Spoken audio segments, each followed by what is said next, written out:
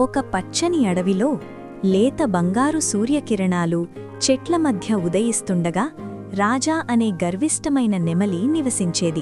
తారు అనే శాంతమైన తాబేలు కూడా అక్కడే ఉండేది.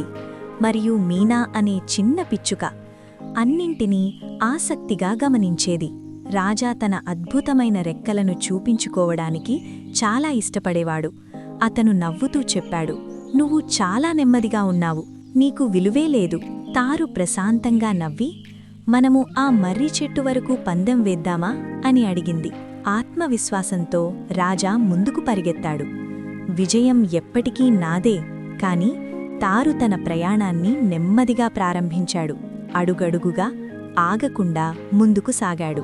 మధ్యలో రాజా నీటి దగ్గర ఆగిపోయాడు. తన ప్రతిబింబాన్ని చూసుకుంటూ తన అందానికి ఎవ్వరూ సమానం లేరు అని అనుకుంటున్నాడు. ఇంతలో తారు ముందుకు సాగుతూనే ఉన్నాడు, నెమ్మదిగా, స్థిరంగా, దృఢంగా. అకస్మాత్తుగా రాజాకు గుర్తుకు వచ్చింది.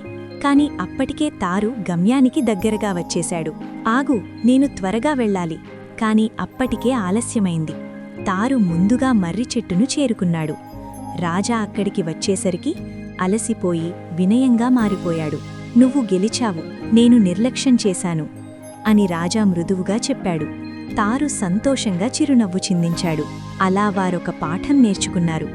నిజమైన శక్తి సహనం మరియు ఏకాగ్రతలో ఉంది. ఎందుకంటే నెమ్మదిగా స్థిరంగా నడిచేవాడు ఎప్పుడూ గెలుస్తాడు.